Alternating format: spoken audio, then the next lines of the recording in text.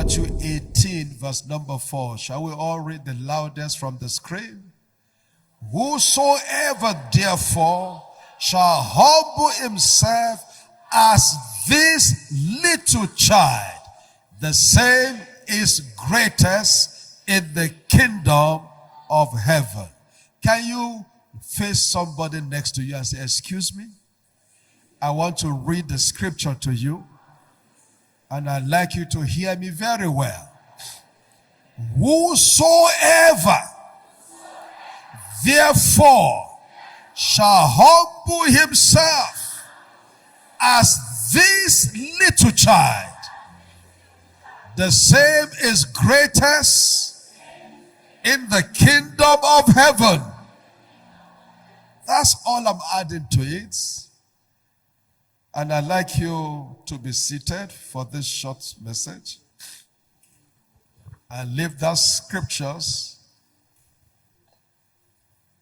Whosoever, do you say you are humble? It suggests to me from the scriptures that the proof of a humble man is the man who reflects a childlike attitude. Whosoever claim to be humble must prove it by learning the lessons from a little child. So what are the futures of a little child? Do you understand that scriptures?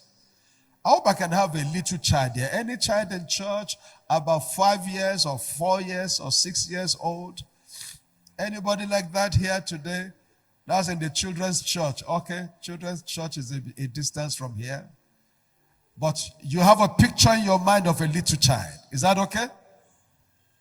Anybody, whosoever.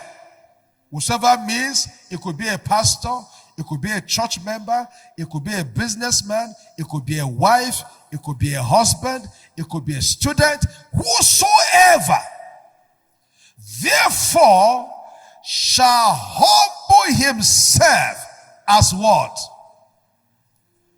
As what?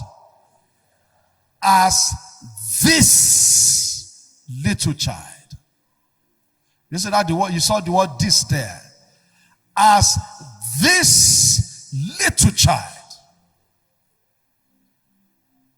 It's easy to say you are humble, but when we check parameters of a little child, we will be able to conclude if you are humble or not. To be humble does not imply to be a dullard, does not imply to be fidgeting and be fearful. That's not what it means. Come here, little girl. Clap for this girl. So somebody was very smart hearing me, so he brought me a little child. Come here, girl. See her smiling to me. Omode Jao. Even when they fight, it does not last. That's part of the attribute. Come here, girl. Wow. How are you? Hope you will preach with me, okay? You don't want to preach with me. You're going to be a bigger preacher even than me. Okay, let's face these people. So face the congregation. So anybody who says, I am humble, he must behave like this little child. What is it about this little child and humility? Number one, a child do not have racial discrimination. Children of all colors can joyfully live together until an adult comes among them and says, you are more superior than that one. Do you understand? But when you leave them together, there is no color differential among children. Children do not draw line between the rich and the poor. Rich children play with poor children. Everybody play like one, share each other's toy, and do everything they found. So if you find it difficult to relate with people of other tribes, of other culture, of other background, and you think your own background and culture is the most superior, you are not a humble person. A humble person appreciates people of other color, of other race, and of other backgrounds. That's why Jesus had a very successful ministry as he labored among people of all classes, the low and the high. A humble person will relate with the mighty and the least of the society. That's why it was so difficult to identify Jesus among his disciples, because he was so flexible and he mixed with them. They walk together, eat together, do things together. That is a sign of a humble person. A child is very simple. So is a humble person. If you quarrel with this child for the wrong he has done, this child will tell you, "Mommy, I won't do that again." Is that okay? And then he goes out. The next 3 minutes, he's already playing with mommy. He's already playing with other children in the house. They are all living like nothing has gone wrong. That is a humble person. A humble person forgive easily, relate easily, and he does not count offenses. A humble person does not count offenses. Will he be offended? Yes. That's what Peter went to face Jesus and said, "For how long am I going to be forgiving my brother? This is not the 7th time this my brother has injured me, had messed me up." And just say, "Well, no problem. I'm not telling you that what your brother did is wrong. But when it comes to you, you see, people can do many things to you. It is the way you react that explains if you're a humble person or not. Not even the situation or the person." Do you understand what I'm saying to you? A humble person forgive easily. So you don't live in your marriage 1 week, you are not talking to each other, and he says, either they believe, either they agree or not, I am humble. You are not humble. You are not humble. A humble person does not keep malice, or keep anger, or keep revenge in his home. And everybody is fighting tooth and nail, and they are begging you alone like you are Orisha. You are an idol. Everybody is begging you alone. Something is wrong with you. A humble person is a man, is a woman, is a pastor, is a church member that is committed to transforming other people's life at his own expense. At his own what? Expense. That is a humble person. To meet a humble person is to find a gentle helper who will not blow a trumpet that I made him or I made her. In fact, you will not even know the people they made. You just see that those they made are also becoming great like them. Is that okay? And they are doing well like them. And nobody knows the story. You understand? On my journey, I've arrived and checked in and settled in. And then I felt there were leaders in the city I need to see to register my presence. Oh, we're in your city.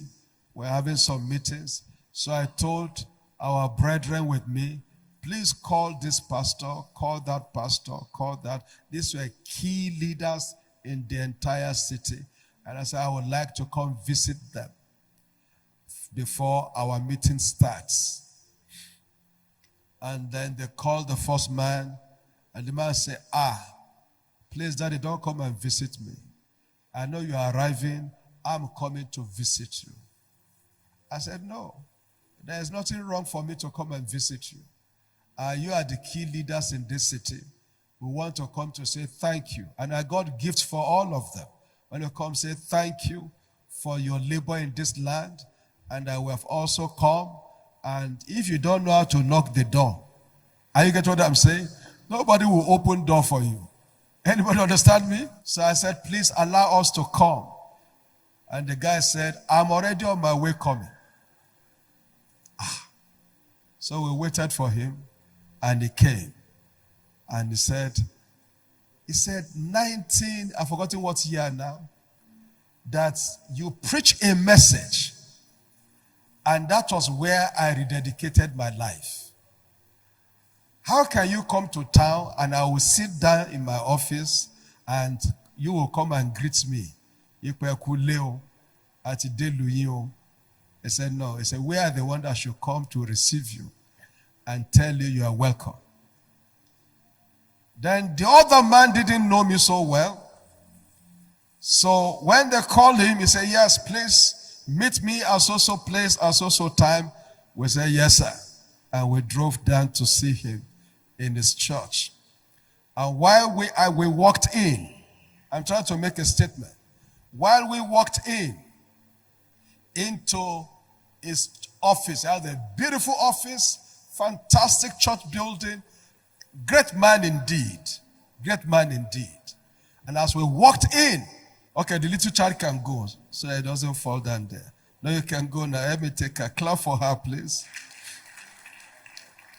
So, while we walked in, he looked at me and said, I used to watch you on Dove TV.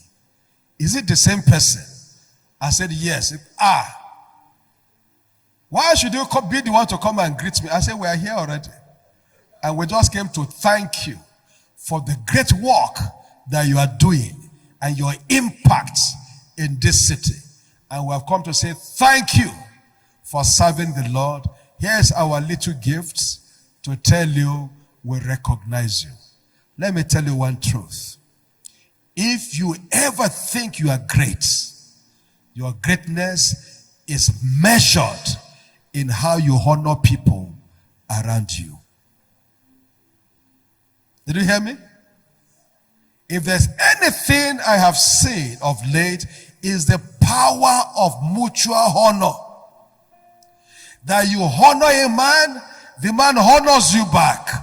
It makes a lot of difference. How do you honor a man? Is it by just saying, God bless you, sir. Thank you, sir. All those sir are not proofs of honor. Proofs of honor and proof that you're a humble person is that you keep to instructions.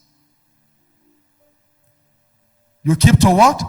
Instructions. That is a sign of a humble person. That is a sign of a man who values honor. If you have an instruction, don't come late to church. It's an instruction. If you believe in that leadership, you don't come late to church. That's how you know somebody who is teachable. Because being humble is to be teachable. It's to be committed to instruction. You have an instruction, don't do this, then don't do it. If you do contrary to it, then you are not a humble person. You are not a teachable person. Do you understand what I'm saying here? Do you know life gets beautiful when everybody is committed to instruction? Do you know the pilot is committed to instruction? Anybody knows this? Although the plane will crash, no matter the size of the plane is flying, he cannot take off until he gets clearance from the control tower. If he doesn't get clearance, he can't say, look, I'm in a hurry. I don't have time for all this nonsense. I know how to fly myself. I've been flying before the guy there was born. If he enter the runway, he will crash. Because he doesn't see the details that are ahead of him. So that's why you see when you enter the aircraft, the pilot tells you, this is our captain speaking. We are number 3 on the line, on the takeoff line. You can't say you are in a hurry. You will now dodge number 1 and 2. Oh, Tobe. You're going to crash yourself. So you wait till they clear road for you. A lot of us who are self-made, you feel you don't need anybody to instruct you. You're going to be a dangerous person. Life is driven by men who embrace and celebrate instruction. You go and see a doctor, he gives you an instruction. Did they give instruction or not? What did they say? Take this medication. You take 3 injections for 3 days. You take 2 tablets, 2 in the morning, 2 in the afternoon, 2 at night. If you keep to that instruction, you will get the desired result. Is that right? If you break that instruction because you just know who is the doctor, in fact, I'm older than him. It's not age they used to do medicine.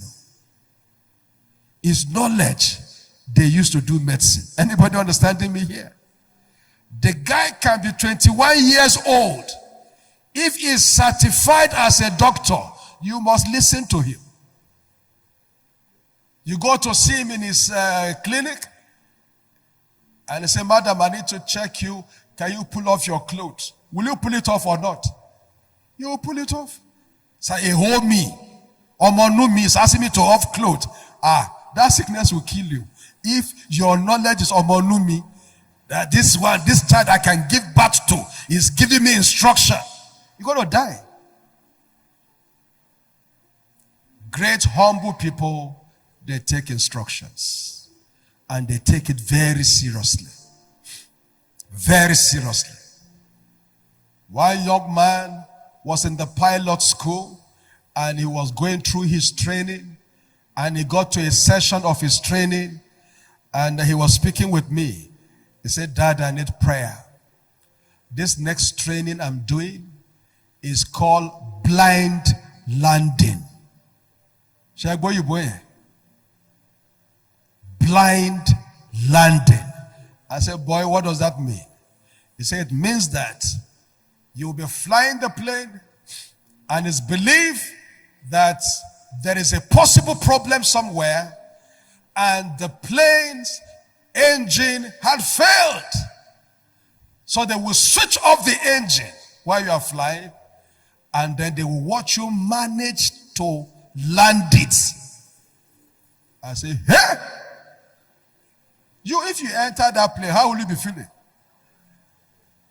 But it's part of the training. So I encourage the young man. I say, if anybody had passed that course before, you will pass it. If they did blind landing and they landed successfully, you will also land successfully. Blind landing means taking instructions without seeing anything you can fall back on, but following the instructions to land the plane. And it's only you that will be in that plane when you are doing the training. So that in case you didn't land correctly, you have killed yourself. And you'll have signed that in the event of death, no problem, I sign. You don't know what some people go through in their training. The day I got this explanation, I started respecting every pilot. Elena Tisha blind landing, come to my flower. But you know the bottom line I'm driving at is our attitude to instruction. Your marriage will not have any crisis if you follow instructions. Your business will not have any crisis if you follow instruction. Our children will do well if they follow our instructions. Anybody agree with that? There are instructions that guides every area of your life. If you say you're a Christian, the Christian life is driven with instructions. Is that well understood? So be a Christian by showing commitment to instruction. That's how to live a humble life. And this is why I'm closing you. If whosoever believe to be humbled, let him behave like this child. A child takes instructions. You tell him, go and read your book. He can start reading it. In fact, he can sleep there. But he will carry out that instruction and then sleep off there and then wake up with his notebook and continue. Because there's an instruction, read your book. You will make a great Christian if you are committed to instruction. Many, many crises we have today in life is a result of our disobedience to instruction. Disobedient to instruction. A lady once told me, he said, when the Nikima fell, that they told her not to marry the guy. He said, if you say somebody is a madman, say that was the person that married. And she keep repeating, when the Nikima fell, instructions. Instructions. You can't do business with everybody. So double check before you do business with anybody. Are you hearing me? Instructions. Be committed to instructions. It will make all the difference.